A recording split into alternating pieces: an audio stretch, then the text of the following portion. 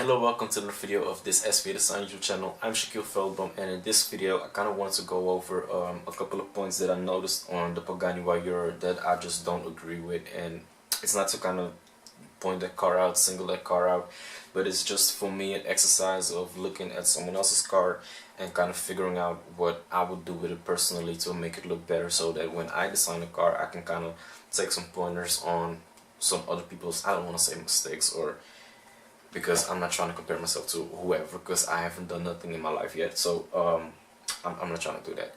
But I'm just trying to kind of learn from other people's mishaps or things that they could have done better to improve my own skills with making these cars. So it's just some sort of personal exercise for me. So I hope people don't kind of look at this video and think that I'm hating on Pagani, because I actually love a lot of the things they do.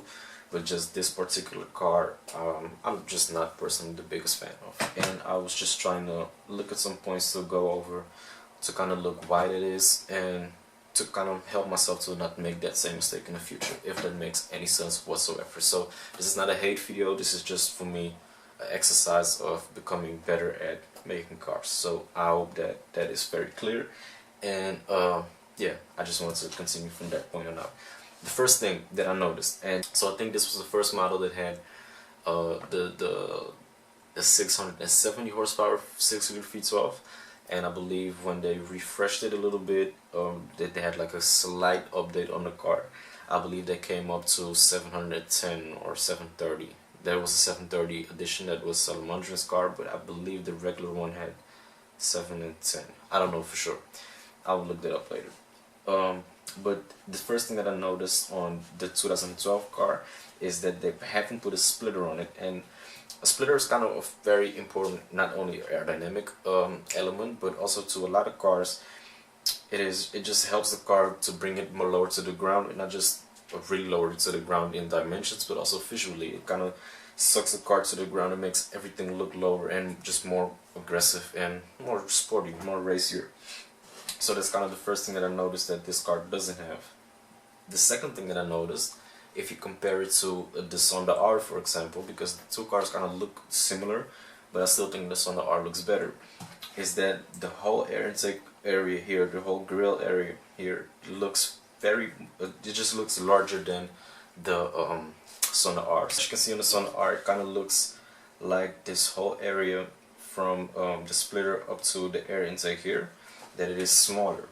Maybe it is not the case, because if you look at it from on a wheel level, then this line is kind of on the center line of the wheel, a little bit above it, and right here you can kind of see that this line right here is also kind of on the same level, because so maybe it is not even that much different, but visually it looks bigger than here. But you can see that this whole area is meant for brake cooling, and only this area is meant for really probably engine coolers, so that will kind of, all the air will kind of escape here on the sides and everything. So if you go back to the Huayra, you can kind of see that it probably has more cooling right here on the frontal area, because they have to deal not only with just the motor creating a lot of heat, but they also have to do a lot of intercooling for those turbos that they have put onto the engine. So that is kind of a compromising thing. So it will kind of take more air to cool the whole car properly, and that will kind of, yeah, I think they suffered from that, to have a larger open area for more cooling to happen on the front area of the car. So that is the first thing that I noticed on the car. The second thing that I saw that kind of disagree with was that you can already see that it starts here on the whole fender. You can kind of see that there's a curvature going. So this line right here really accents it, the separation line between the front bumper and the fender and the hood and everything. You can really see that there's a curvature in it, and it kind of runs along the whole fender right here. And if you go to this on the R in particular, you can see that it's just straight almost. There is of course like a fillet right here, or a curvature that kind of runs from a vertical to a horizontal plane, but from that curvature going forward, it is pretty much straight, and I think this works better with the car.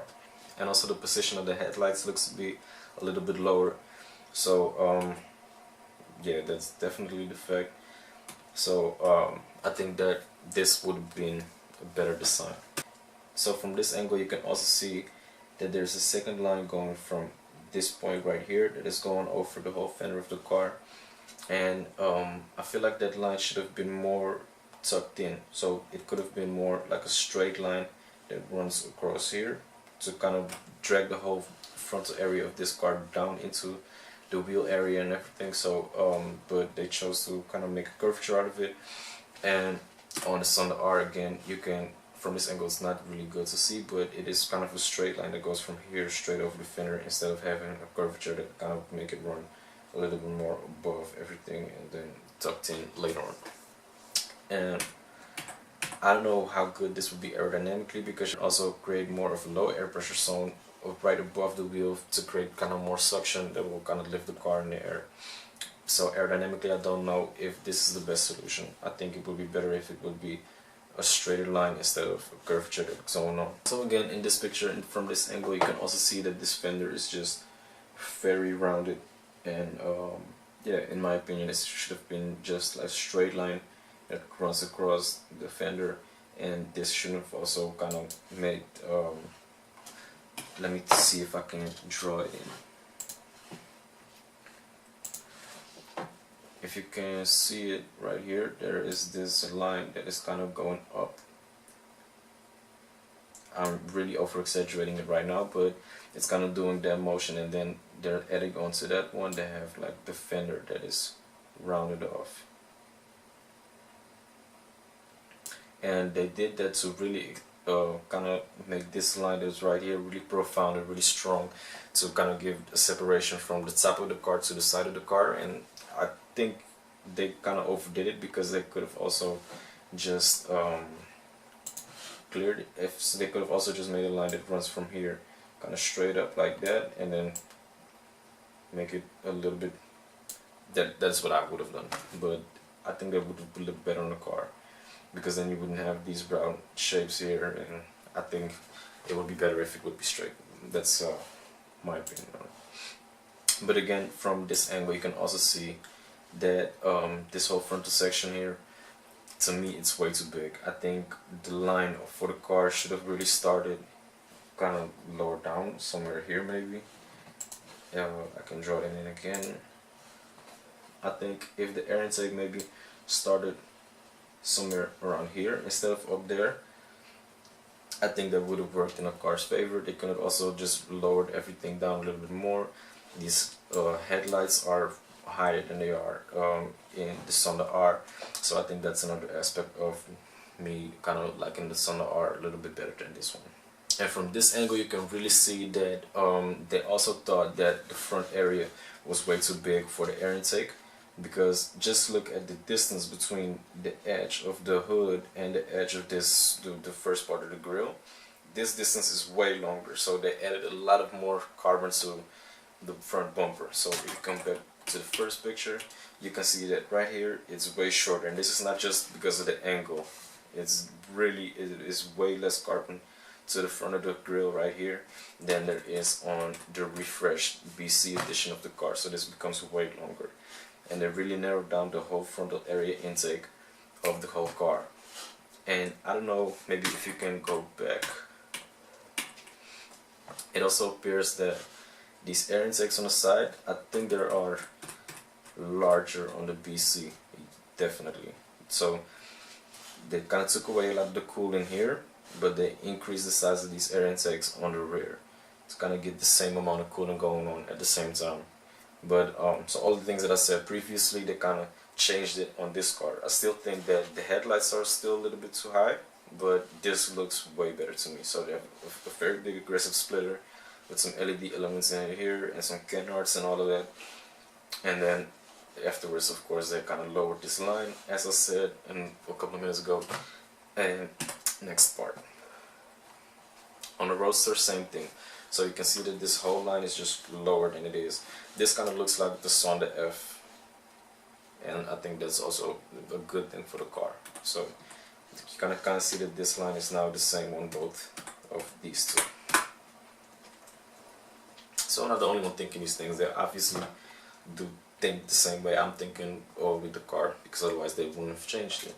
I think so. I would like to believe so. And this was the line that I was talking about, that they tried to accent a little bit stronger with making some sort of a double layer effect with the car going up and then over the bumper.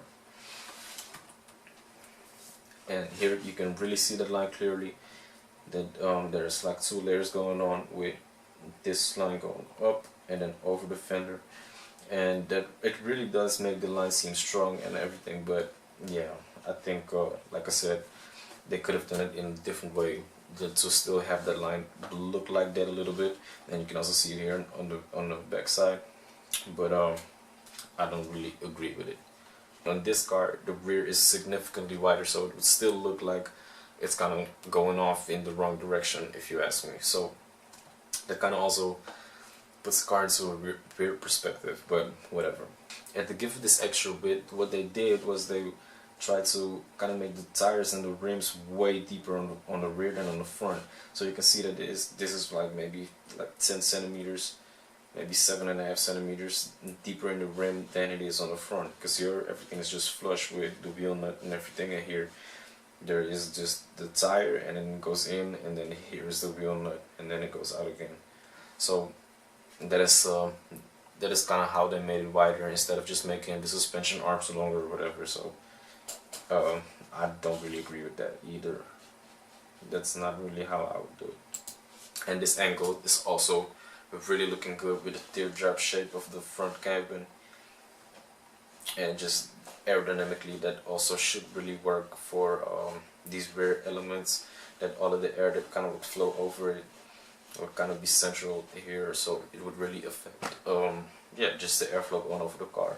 And then in 2014 they came out with the refreshed version of the car, and that is what this is.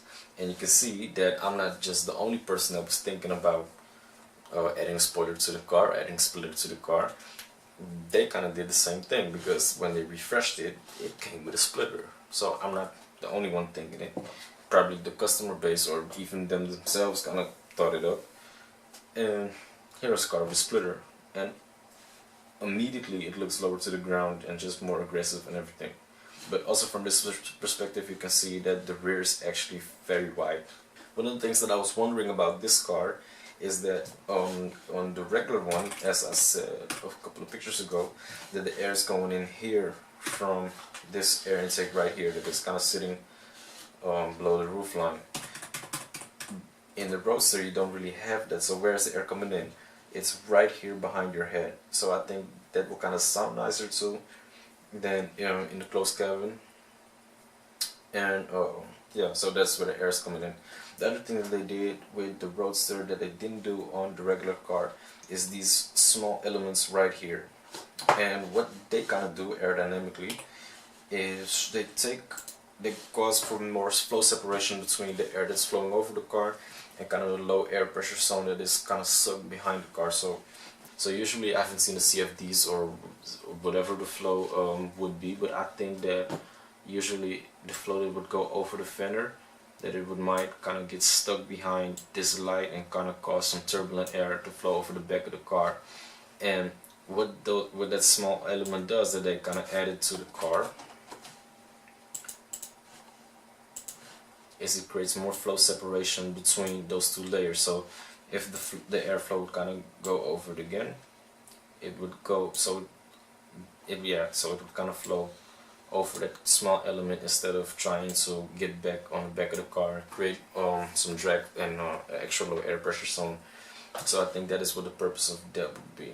And the one thing that is really undoubtedly amazing on this car is all the jewelry and the interior, the leather and everything, the way the interior of the car looks. It's undoubtedly it's the most beautiful interior and just design engineered car with these components, titanium bolts everywhere.